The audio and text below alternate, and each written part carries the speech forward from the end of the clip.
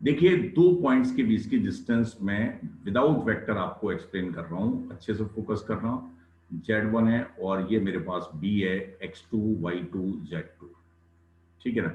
अगर मेरे पास ये B1 होता और ये A होता X1 Y1 Z0 और ये होता B होता X2 Y2 0, तो मुझे लगता है कि B1 होता। तो ये आप डिस्टेंस आप जानते हैं, पाइथागोरस से हमने निकाला था x2 माइनस x1 का whole square plus y2 minus y1 का होल स्क्वायर। सही है।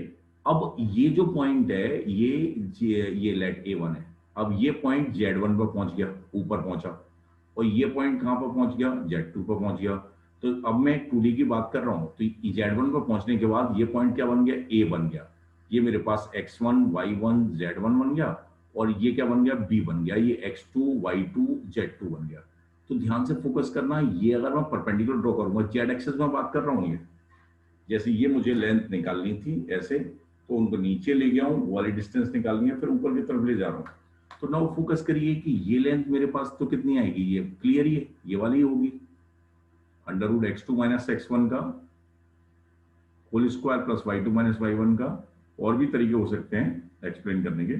और ये लेंथ कितनी आ जाएगी, Z2 माइनस Z1, और ए बी पाइथागोरस लगाएंगे, यहाँ पर पाइथागोरस लगाएंगे तो ये मेरे पास ये लेंथ आ जाएगी। और ए बी कितना आएगा, ए बी आ जाएगा, ए बी स्क्वायर बराबर होगा x2 माइनस x1 का whole square plus y2 minus y1 का whole square plus Z2 minus Z1 का होल स्क्वायर। अनदर वे मैंने आपको बताया कि ये ए बी वेक्टर निकालने हैं, और ए बी वेक्टर मेरे पास कितना आएगा, ए बी वेक्टर आएगा x2 माइनस x1, यहां से भी समझ सकते हैं, I cap plus y2 minus y1 J cap plus Z2 minus Z1 Z2 minus Z1 के कैप। और यही क्या होगा मेरे पास, ए बी लेंथ क्या होगा, ए बी वेक्टर का मॉड क्या होगा, ए बी लेंथ आ जाएगी। तो और भी तरीके हैं इसे एक्सप्लेन करने के, लेकिन मुझे लगता है ये समझ आ गया होगा, कोई बहुत बड़ी बात नहीं है।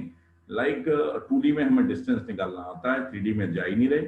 3D में एक जेड बन गया तो मेरे पास ऊपर आ गया पॉइंट, और ऊपर अगर इसके करस्पॉन्डिंग ये 3D में पॉइंट है, जेड को 0 रख दिया Z1 को, तो मेरे पास A1 पॉइंट है।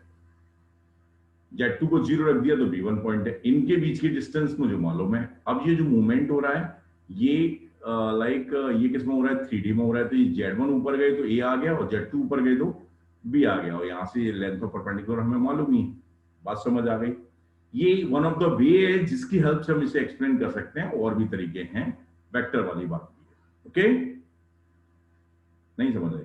देखिए कैसे हो रहा है कि जैसे एक्स वाई प्लेन में है, अगर मैं ऊपर की तरफ इससे प्लेन से ऊपर उठ रहा हूं, तो यहाँ एक्स वाई प्लेन में ये जो पॉइंट है मेरे पास ऐसे आए, सही है। अब यहाँ से ऊपर उठेंगे, अलग प्लेन में जा रहे हैं, ऊपर वाले प्लेन में आउटर आउटर निकल रहे हैं, तो ये डिस्टेंस पहले निकाल लिए ए बी।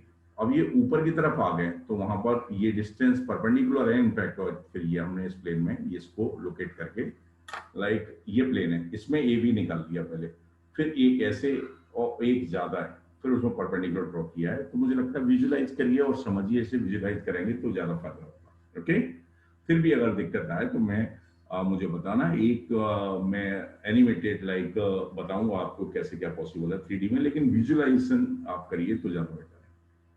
ओके।